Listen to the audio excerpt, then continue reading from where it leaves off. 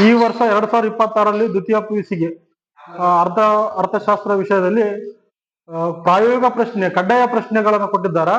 ಇದರಲ್ಲಿ ಹಂತಗಳು ಒಂದೇ ಇರ್ತದ, ಕೇವಲ ಅಂಕಿ ಅಂಶಗಳು ಮಾತ್ರ ಬದಲಾಗ್ತಾವ.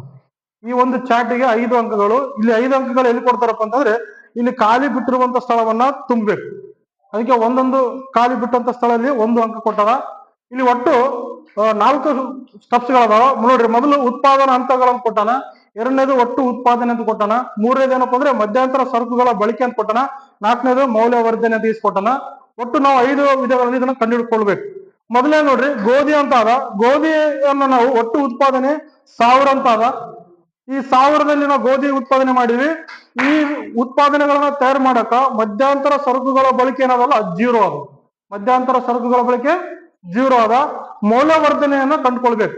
ಮೌಲ್ಯವರ್ಧನೆಯನ್ನ ಕಂಡುಕೊಳ್ಬೇಕು. ಮೊದಲು ಏನ್ ಮಾಡ್ಬೇಕಂತಂದ್ರೆ, ಒಟ್ಟು ಉತ್ಪಾದನೆಯನ್ನ ಕಂಡುಕೊಳ್ಬೇಕಾದ್ರೆ ಈ ಎರಡನ್ನ ಕೂಡಿಸ್ಬೇಕು. ಒಟ್ಟು ಉತ್ಪಾದನೆ ಕಂಡುಕೊಳ್ಬೇಕಂದ್ರೆ ಇವ್ ಎರಡನ್ನ ಏನ್ ಮಾಡ್ಬೇಕ್ರಿ, ಕೂಡಿಸ್ಬೇಕು. ಇಲ್ಲಿ ಮೊದಲನೇ ಒಂದು ಹಂತದಲ್ಲಿ ಏನ್ ಮಾಡಿರಪ್ಪ ಅಂತಂದ್ರೆ, ಮಧ್ಯಂತರ ಸರಕುಗಳ 0 ಕೊಟ್ಟಾನ. ಈಗ ನಾವು ಮೌಲ್ಯವರ್ಧನೆ ಕಂಡುಕೊಳ್ಬೇಕು. ಹಾಗಾಗಿ ಒಟ್ಟು ಉತ್ಪಾದನೆಯಲ್ಲಿ ಮಧ್ಯಂತರ ಸರಕುಗಳನ್ನ ಕಳಿಬೇಕು, ಮೈನಸ್ ಮಾಡ್ಬೇಕು. ಒಟ್ಟು ಉತ್ಪಾದನೆಯಲ್ಲಿ ಮಧ್ಯಂತರ ಸರಕುಗಳನ್ನ ಕಳಿಬೇಕು. ಕಳೆದಾಗ ನಮ್ಗೆ ಎಷ್ಟು ಬರ್ತದ? 1000ದಲ್ಲಿ 0 ಹೋದ್ರೆ 1000 ಬರ್ತದ. ಇದು ಮೊದಲನೇ ಹಂತ. ಇನ್ನು ಎರಡನೇ ಹಂತ ನೋಡ್ರಿ, ಒಟ್ಟು ಉತ್ಪಾದನೆಯನ್ನು ಕಂಡುಕೊಳ್ಬೇಕಂತ ಹೇಳಿದಾರ. ಮಧ್ಯಂತರ ಸರಕು 1000 ಅದ, ಮೌಲ್ಯವರ್ಧನೆ 400 ಅದ.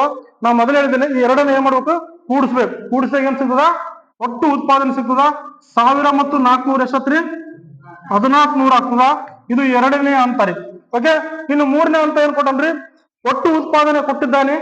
ಈಗ ನಾವು ಏನ್ ಕಂಡಿಡ್ಬೇಕು? ಮಧ್ಯಂತರ ಸರಕನ್ನ ಕಂಡುಕೊಳ್ಬೇಕು. ಈ ಮಧ್ಯಂತರ ಸರಕನ್ನು ಕಂಡುಕೊಳ್ಬೇಕಾದ್ರೆ ಏನ್ ಮಾಡ್ಬೇಕಪ್ಪ ಅಂದ್ರೆ, ಒಟ್ಟು ಉತ್ಪಾದನೆಯಲ್ಲಿ ಮೌಲ್ಯವರ್ಧನೆಯನ್ನ ಕಳಿಬೇಕು. ಒಟ್ಟು ಉತ್ಪಾದನೆಯಲ್ಲಿ ಮೌಲ್ಯವರ್ಧನೆ ಕಳಿಬೇಕು. ಕಳೆದಾಗ ನೋಡಿ, 1900 ಅದ, ಅಲ್ಲಿ 500 ಕಳೆದ್ರೆ ಎಷ್ಟು ಬರ್ತದ್ರಿ? 1400 ಬರ್ತದ. ಎಷ್ಟು ಬರ್ತದ್ರಿ? 1400 ಬರ್ತದ. ಇನ್ನು ಲಾಸ್ಟ್ ಕೊನೆಯದಾಗಿ ಒಟ್ಟು ಉತ್ಪಾದನೆಯನ್ನ ಕಂಡುಹಿಡ್ಕೊಳ್ಬೇಕಂತ ಹೇಳೋಣ. ಇಲ್ಲಿ ಮಧ್ಯಂತರ ಸರಕು 1900 ಅದ, ಮೌಲ್ಯವರ್ಧನೆ ಎಷ್ಟದ್ರಿ? 600 ಅದ. ಒಟ್ಟು ಎಷ್ಟತ್ರಿ? 2500 ಆಗ್ತದ.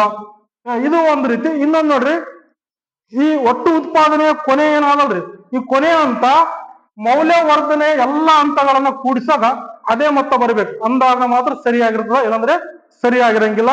ಇಲ್ಲ ನೋಡ್ರಿ, 1000, 1400, 1900, 2500. ಓಕೆ. ಇಲ್ಲ 2500 ಅದ, ಇಲ್ಲಿ ಸಹ ಏನಾದ್ರೆ 2500 ಅದ. ಹಂಗಂದಾಗ ಮಾತ್ರ ಇದು ಕರೆಕ್ಟ್ ಆಗ್ತದ, ಇಲ್ಲಾಂದ್ರೆ ರಾಂಗ್ ಆಗ್ತದ. ಓಕೆ. ಡನ್.